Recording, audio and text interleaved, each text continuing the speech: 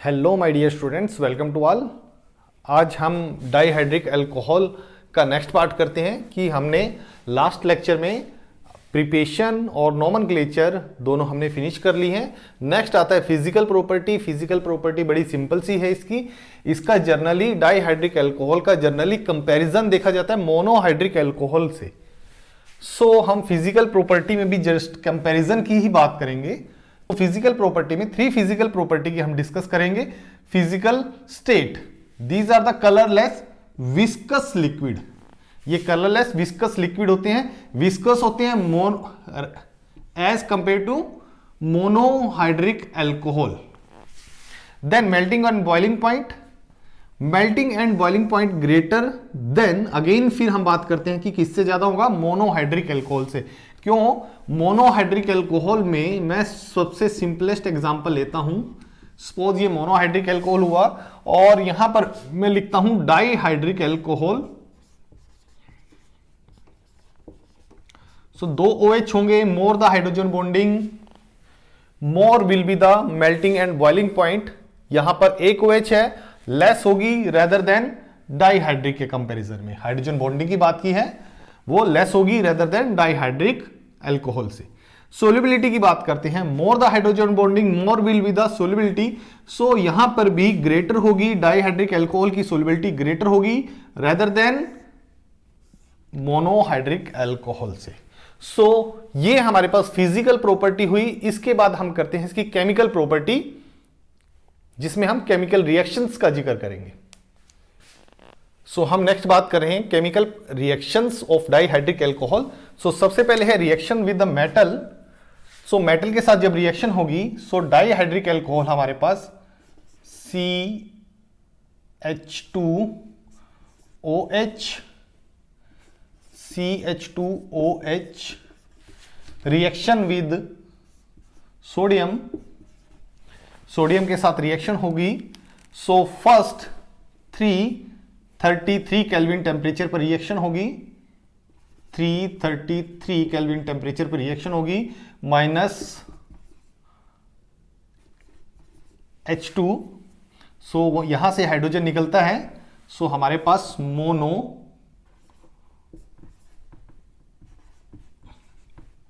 Derivative बनता है monosodium glycolate, monosodium glycolate. Next हम फर्दर बात करते हैं reaction with the sodium at 433 kelvin. अब ये 433 केल्विन टेम्परेचर की बात क्यों आई? क्योंकि फर्स्ट टाइम 2 OH अवेलेबल थे, सो रिएक्शन इजीली फास्ट हो गई। सेकेंड टाइम में अगर जो हम इस पे देखते हैं नेगेटिव और ये पॉजिटिव चार्ज रहेगा, सो CH2O, तो CH2O ये इलेक्ट्रॉन रिलीजिंग ग्रुप का की तरह एक्ट करेगा, तो increase the electron density on this group. So यहां पर रिएक्टिविटी पहले के कंपैरिजन में लेस हो जाएगी, तो यहां पर ज्यादा एनर्जी लगानी पड़ेगी, मींस हीट एनर्जी हमको ज्यादा चाहिए यहां पर। सो रिएक्शन हमारी स्लो हो जाएगी एज कंपेरेटिवली फर्स्ट स्टेप के कंपैरिजन में। तो बनता हमारे पास डाई है ONA CH2ONA, di sodium glycolate.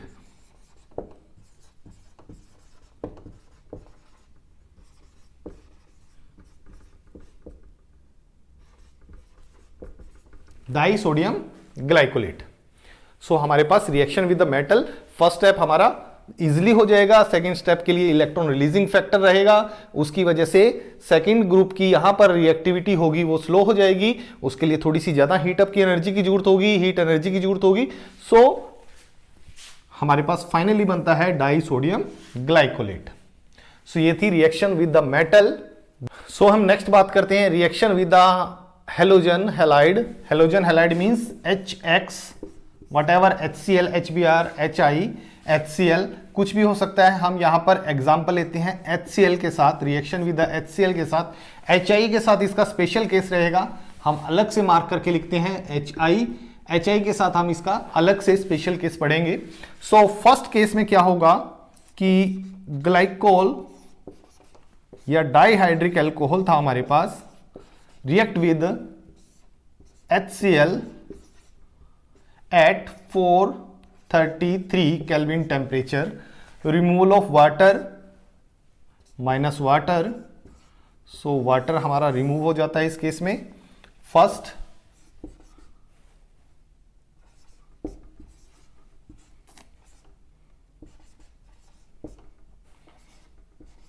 Next फिर HCl के साथ रिएक्शन होगी, HCl के साथ रिएक्शन होगी। अब यहां पर फिर 473 केल्विन टेम्परेचर यूज होगा, अगेन फिर माइनस वाटर, वाटर रिमूव होगा और यहां पर भी di substituted means di chloro compound बन, सो हमारे पास जो कंपाउंड बनता है वो इथाइलिन डाइक्लोराइड,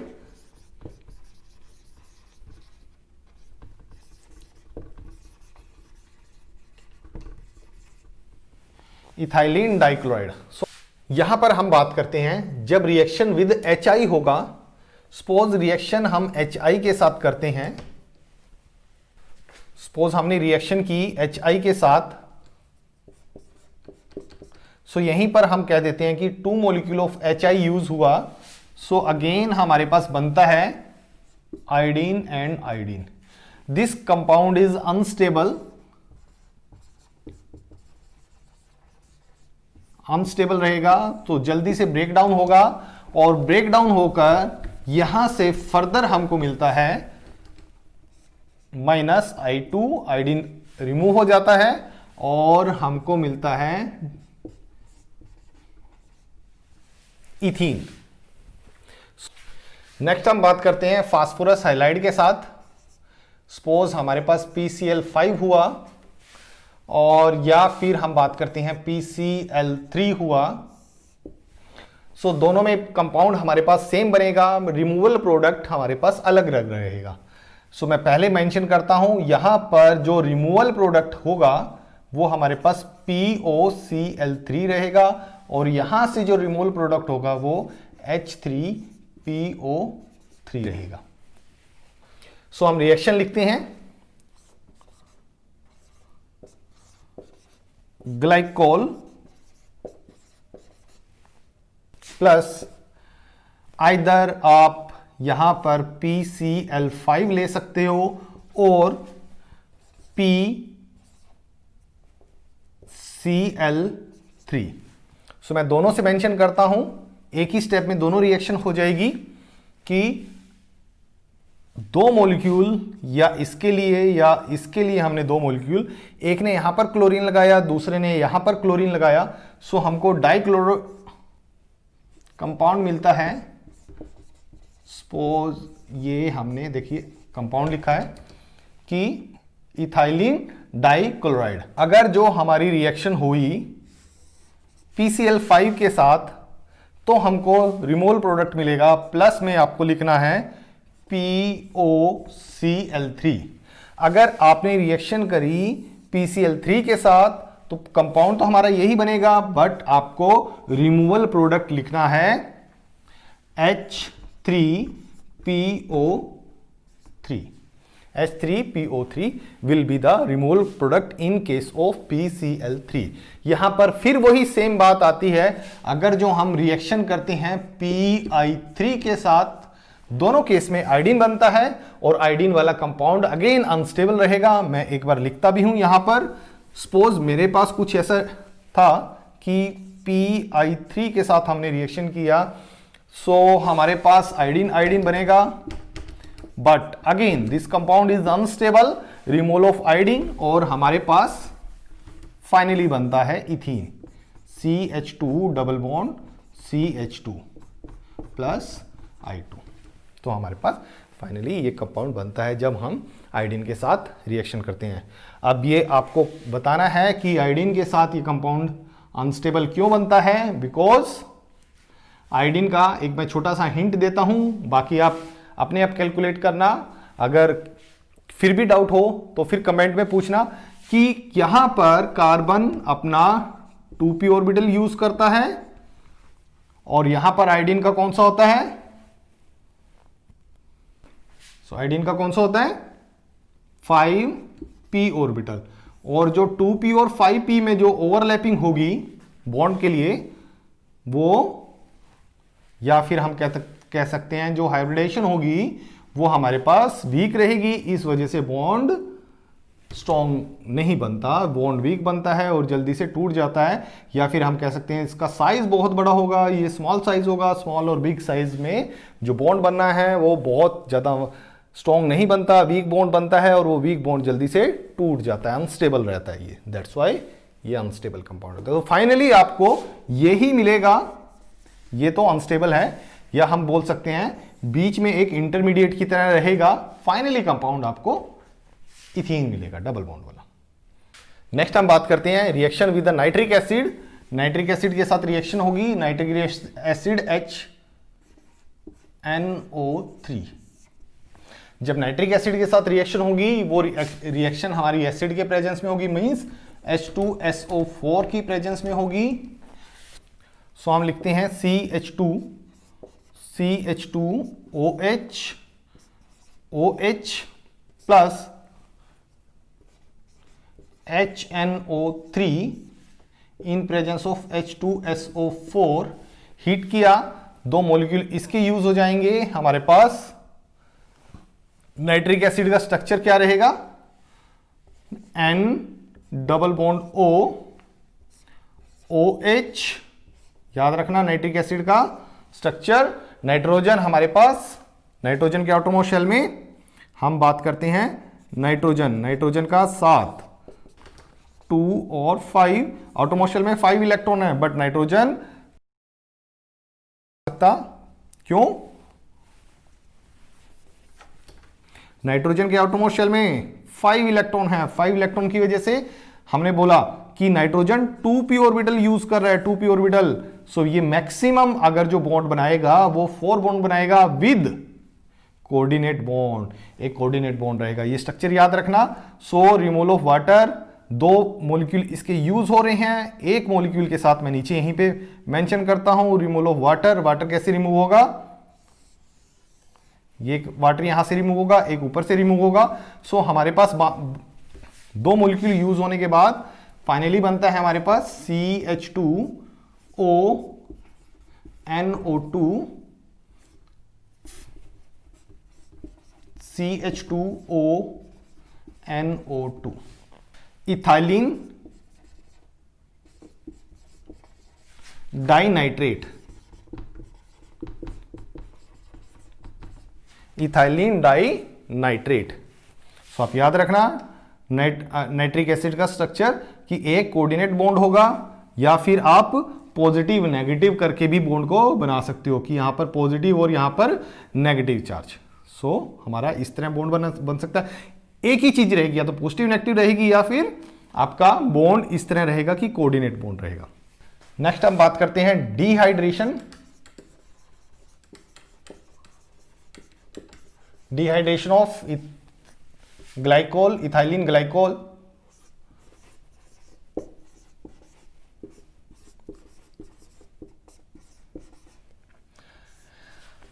इथाइलिन ग्लाइकोल को 773 केल्विन टेम्परेचर पर हीट करते हैं, removal of water, water remove होता है, माइनस वाटर, और हमारे पास इथाइलिन ऑक्साइड बन जाता है। इसको हम इपोक्साइड भी बोल सकते हैं, इपोक्साइड रिंग भी बोल सकते हैं, 3 मेंबर इपोक्साइड रिंग, या फिर इथाइलिन ऑक्साइड, इथाइलिन ऑक्साइड बनता है। अगर जो हम बात करते हैं डिहाइड्रेशन, अगर जो जिंक क्लोराइड के साथ रहेगी, देखिए इसको मैं एक्सपेंड करके लिखता हूं सो दैट हमारे लिए आइडेंटिफिकेशन में इजी रहे। OH, ये अपोजिट डायरेक्शन में लिखते हैं, OH reaction with zinc chloride, और जिंक क्लोराइड होगा हमारे पास एनहाइड्रस। एनहाइड्रस वो रहता है जो बिल्कुल ड्राई रहता है, जिसमें मॉइस्चर नहीं होगा। So removal of first case में removal of water, water remove होगा, माइनस वाटर, और यहां पर ये बॉन्ड ब्रेक हो जाएगा और इन दोनों कार्बन के बीच में बॉन्ड बनता है। तो ऊपर रहेगा हमारे पास CH2 डबल बॉन्ड C और एक हाइड्रोजन रहेगा इसके साथ और एक OH रहेगा। अब यहां पर देखिए कीटो इनोल टोटोमेरिज्म हो जाएगी, मींस अगर जो मैं इसको बॉन्ड को यहां पर माइग्रेशन कर देता हूं और ये ऐसे करते हैं, सो कीटो इनोल टोटोमेरिज्म का एक मैकेनिज्म रहेगा यहां पर, और यहां से सो फाइनली यहां से हमको एक रीअरेंज्ड प्रोडक्ट मिलता है जिसको हम बोलते हैं CH3 और कीटो ग्रुप बनता है O और H। मींस इसको हम रीअरेंज करके लिखते हैं। अगर जो मैं इसको प्रॉपर तरीके से लिखूं तो CHO एस्टल्डिहाइड,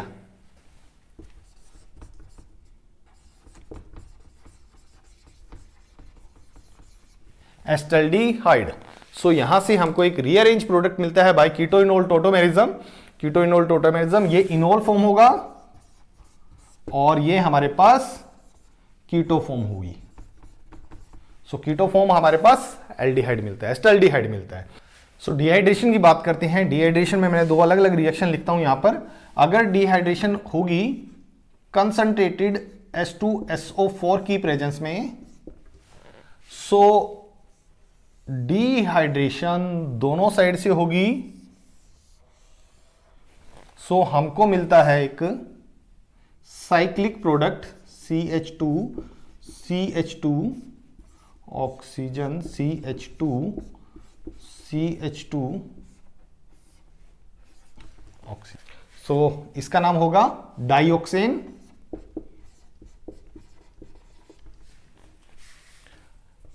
अगर जो डिहाइड्रेशन H3PO4 की प्रेजेंस में होगी, सो एक ही साइड से डिहाइड्रेशन हो रही है इस केस में, सो हमको मिलता है mono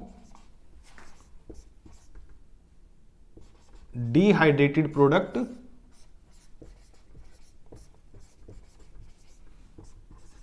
OH ethylene, di ethylene glycol.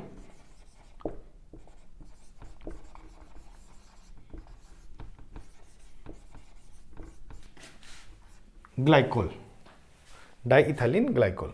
So dehydration अगर जो सल्फ्यूरिक एसिड की प्रेजेंस में रहेगी तो दोनों साइड से डिहाइड्रेटेड प्रोडक्ट मिलेगा, दो वाटर रिमूव हो जाएंगे। अगर जो H3PO4 की प्रेजेंस में होगी तो ओनली वन वाटर रिमूव होगा। सो हमको मिलता है H3PO4 की प्रेजेंस में diethylene glycol, diethylene glycol, otherwise sulphuric acid से डाइऑक्सिन।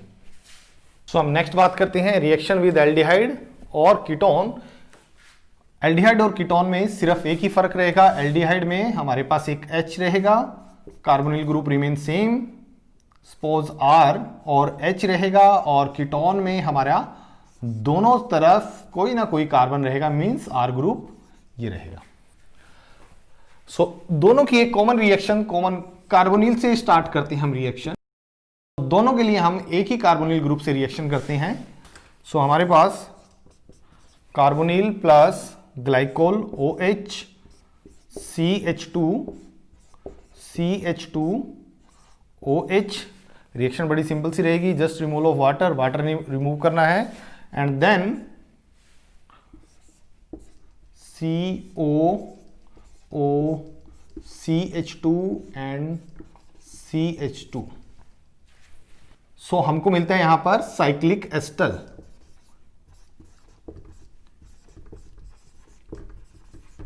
सो यहां पर हमको मिलता है एक cyclic ester when reaction with aldehyde और ketone with ethylene glycol.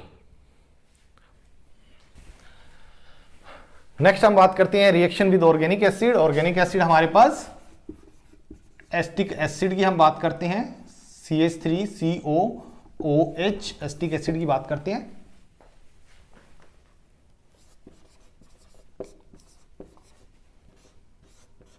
Ethylene glycol plus acetic acid. Acetic acid को हम ऐसे लिखते हैं CH3COOH, so that removal of हम इजिली वाटर दिखा सकें, माइनस वाटर। सो हमारे पास बनता है CH2O COCH3 second group remain unreactive. Again reaction with HOOC CH3. Again फिर हम बात करते हैं removal of water minus water, या फिर हम एंड में लिखते हैं प्लस वाटर यहां पर, और फाइनली हमको मिलता है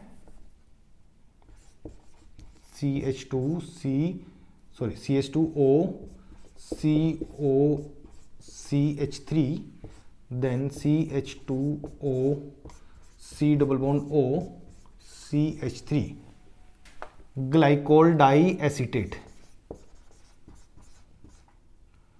ग्लाइकोल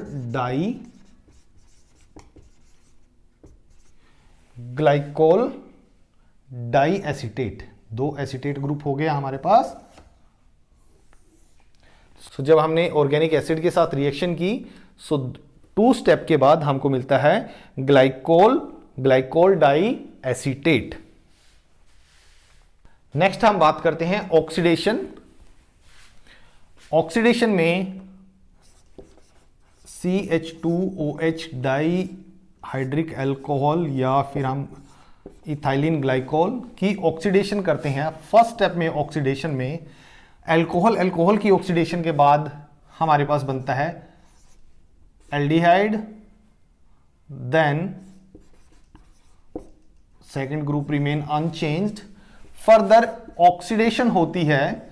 अब ऑक्सीडेशन 2 तरह से हो सकती है यहां पर, या तो ऑक्सीडेशन इस ग्रुप की होगी या इस ग्रुप की होगी। सो हम दोनों लिखते हैं। फर्स्ट केस में यहां पर हम फर्स्ट ग्रुप की ऑक्सीडेशन लिखते हैं और हमारे पास बनता है ये एसिड। अदरवाइज हम यहां पर बात करते हैं कि नीचे वाले ग्रुप की ऑक्सीडेशन होगी, सो एल्डिहाइड अगेन डाईएल्डिहाइड। देन फिर हम बात करते हैं इसकी ऑक्सीडेशन होगी या इसकी ऑक्सीडेशन होगी। यहां से इसकी तो ऑक्सीडेशन हो नहीं सकती अभी, फर्दर ऑक्सीडेशन अल्कोहल की होगी। अल्कोहल की ऑक्सीडेशन के बाद हमको एक एल्डिहाइड मिलेगा और यहां पर डाई एल्डिहाइड है। डाई एल्डिहाइड में से किसी ना किसी एक एल्डिहाइड की ऑक्सीडेशन होनी है और उसके बाद हमको एसिड मिलना है। मतलब यहां पर दोनों साइड से हमको सेम प्रोडक्ट मिलेगा, मींस एक एल्डिहाइड और एक एसिड। और फर्दर फिर फाइनली ऑक्सीडेशन के बाद हमको मिलता है ऑक्सैलिक एसिड। ये फाइनली ऑक्सीडेशन के बाद मिलता है हमको ऑक्सैलिक एसिड। अगर जो स्ट्रॉन्ग एसिड की प्रेजेंस में करते हैं, नाइट्रिक एसिड की बात कर रहे हैं, सो फाइनली हमको मिलता है इसमें ऑक्सैलिक एसिड। नेक्स्ट हम बात करते हैं ऑक्सीडेटिव क्लीवेज।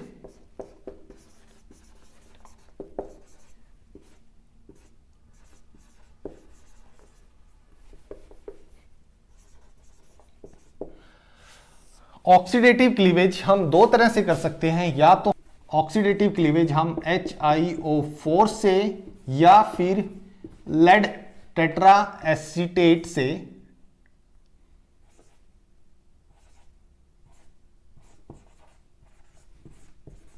कर सकते हैं। सो कैसे होगी रिएक्शन? दोनों से सिमिलर मैकेनिज्म रहेगा। अगर जो सिंपल रिएक्शन की बात करें, ऑक्सीडेटिव क्लीवेज चाहे इन दोनों में से किसी के साथ भी हो, मैं यहां पर दोनों ही मेंशन करता हूं। सो हमारे पास ये बॉन्ड ब्रेक होगा और 2 कीटो ग्रुप मिलेंगे, ये ऐसे करके 2 कार्बोनिल कंपाउंड मिल गए अलग डिफरेंट। इसका मैकेनिज्म कैसे रहेगा? अगर हम बात करते हैं HiO4 by losing H positive form IO4 negative. So जब IO4 नेगेटिव की जब इथाइलिन ग्लाइकोल से रिएक्शन होती है, सो हमारे पास CH2OH, इसको एक्सपेंड करके लिखते हैं iodine oxygen O negative and double bond O। Removal of water, first step removal of water, हमको मिलता है CH2O,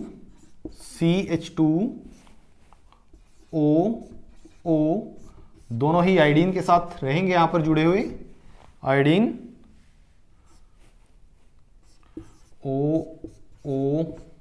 O नेगेटिव। अगेन यहां 1 2 3 4 5 6 7 बॉन्ड बना रखे हैं आयोडीन ने, यहां पे फिर 7 बॉन्ड बना रखे हैं। नेक्स्ट स्टेप हमारे पास कैसे रहेगा कि नेक्स्ट स्टेप में हमारे पास एक साइक्लिक मैकेनिज्म रहेगा। साइक्लिक मैकेनिज्म में कैसे रहेगा कि ये यहां पे माइग्रेशन हुआ और ये यहां पे गया और ये यहां पे आता है। सो ये बॉन्ड ब्रेक होने वाला है, एक बॉन्ड ये वाला ब्रेक हो रहा है, एक बॉन्ड ये ब्रेक हो रहा है, ये 3 बॉन्ड ब्रेक होंगे। सो मींस IO3 नेगेटिव ये हमारा बाहर हो जाएगा, IO3 नेगेटिव ये हमारा इस साइड वाला हिस्सा बाहर हो जाएगा और यहां से बॉन्ड ब्रेक हो रहा है। Mean CH2 double bond O और CH2 डबल बॉन्ड O ये हमारा फाइनल प्रोडक्ट रहा। Reaction oxidative cleavage with HiO4, उसका मैकेनिज्म भी हो गया आपके पास। Tetra acetate, lead tetra acetate में भी सेम इसी तरह का मैकेनिज्म बनेगा, उसमें भी इसी तरह से बॉन्ड ब्रेक करके दिखाने पड़ेंगे। सो फाइनली हमारे पास यही मिलेगा। सो हम एक बार उसकी भी रिएक्शन देखते हैं, लेड टेट्रा एसीटेट की। PbOCO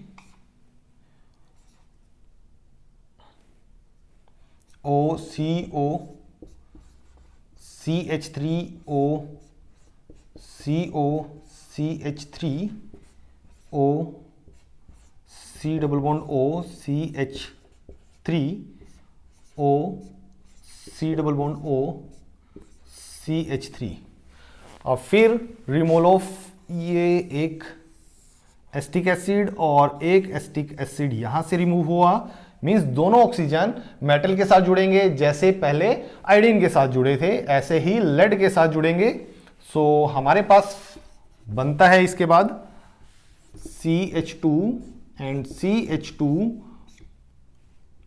ऑक्सीजन दोनों ही लेड के साथ जुड़ेंगे Pb, और एक एसीटेट ग्रुप OAC भी लिख सकते हो आप, इसको ऐसे भी लिख सकते हो,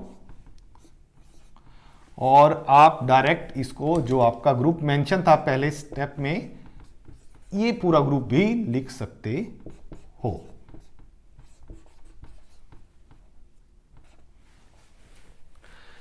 फिर सेम वैसे ही मैकेनिज्म रहेगा कि ये बॉन्ड यहां पे माइग्रेशन हुआ, ये ऐसे गया और ये ऐसे हुआ। सो अगेन ये रिमूव हो जाएगा और यहां से बॉन्ड ब्रेक होगा, ये बॉन्ड ब्रेक हो रहा है और एक ये वाला बॉन्ड ब्रेक हो रहा है।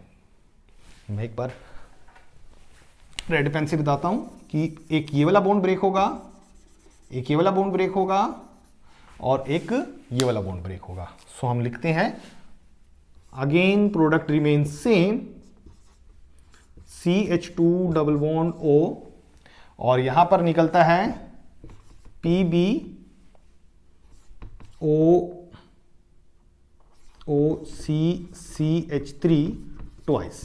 सो हमारा रिमूवल प्रोडक्ट ये हो गया।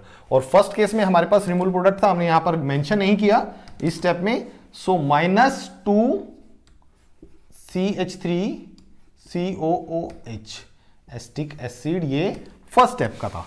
एक एस्टिक एसिड यहां से और एक एस्टिक एसिड ये वाला। सो 2 एस्टिक एसिड हमारे यहां पर निकल जाते हैं। सो ऑक्सीडेटिव क्लीवेज में हमने देखा कि जो हमारे पास इथाइलिन ग्लाइकोल था, सो फाइनली यहां से ये वाला बॉन्ड ब्रेक हो रहा है और कुछ ये वाला बॉन्ड ब्रेक हो रहा है, और ये देखिए ये हमको अलग अलग मिलते हैं। ऐसा ही कुछ एक ये और एक ये दोनों ही हमको अलग अलग मिल जाते हैं। सो ऑक्सीडेटिव क्लीवेज विद HiO4 और tetra acetate, lead tetra acetate के साथ। सो नेक्स्ट हमारे पास डाइहाइड्रिक अल्कोहल की लास्ट रिएक्शन आती है जिसको हम बोलते हैं पिनाकोल पिनाकोलोन रीअरेंजमेंट। सो इसमें हमारे पास पिनाकोल से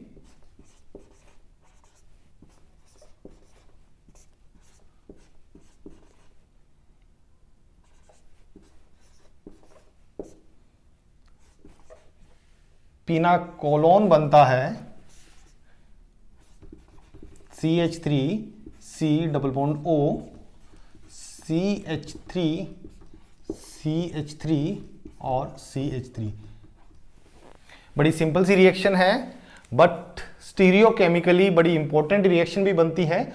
इस रिएक्शन में CH3 का जो माइग्रेशन होकर दूसरी साइड में जाएगा उसकी स्टीरियोकेमिस्ट्री बड़ी इंपॉर्टेंट बनती है। सो फर्स्ट स्टेप रिएक्शन का बड़ा सिंपल सा रहेगा। एसिड की प्रेजेंस में कोई भी OH ऑक्सीजन पर लोन पेयर ऑफ इलेक्ट्रॉन रहेगा। लोन पेयर ऑफ इलेक्ट्रॉन कोई भी दोनों ऑक्सीजन में से किसी भी ऑक्सीजन की हम बात करते हैं, सपोज मैंने इसकी बात की, वो ऐसे अटैक करेगा कि ऑक्सीजन प्रोटोनेटेड हो जाएगी और फर्स्ट स्टेप में हमको CH3OH first group remain unchange, CH3OH and H और CH3। यहां पर ये ग्रुप न्यूट्रल था, जब इस पे H पॉजिटिव आया तो हम यहां पर एक पॉजिटिव चार्ज लगाते हैं या फिर हम बोलते हैं ऑक्सीजन ने 2 से ज्यादा बॉन्ड बनाए हैं, सो ऑक्सीजन पर एक पॉजिटिव चार्ज आया। जल्दी से क्या होगा, removal of water because oxygen is the more electron active, it can't bear the positive charge, so जल्दी से बॉन्ड ब्रेक होगा और रिमूवल ऑफ वाटर और हमको मिलता है फाइनली इस स्टेप में यहां पर कार्बोकेटाइन। सो CH3 COH CH3 then CH3 और CH3 कार्बोकेटाइन। नेक्स्ट ये ग्रुप यहां पर CH3 इस पे माइग्रेशन होती है CH3 की, देन ये ऑक्सीजन पर लोन पेयर ऑफ इलेक्ट्रॉन थे और ये कुछ इस तरह बॉन्ड, ये इलेक्ट्रॉन यहां पर माइग्रेट होते हैं, इस बॉन्ड पर इलेक्ट्रॉन माइग्रेट होते हैं। सो फाइनली हमारे पास बनता है CH3 COH, इसके इलेक्ट्रॉन बॉन्ड पे माइग्रेशन हुआ, सो यहां पर डबल बॉन्ड और ऑक्सीजन ने फिर 3 बॉन्ड बनाए तो पॉजिटिव चार्ज और CH3 और CH3। देखिए मैं इसको, इस CH3 को मैं रेड पेन से लिखता हूं और यहां पर भी मैंने CH3 को रेड पेन से लिखा। देन अगेन नेक्स्ट स्टेप में -H पॉजिटिव, ये H पॉजिटिव यहां से निकला -H पॉजिटिव और हमारे पास फाइनली जो हमको डिजायर प्रोडक्ट था वो हमको यहां पर मिल जाता है।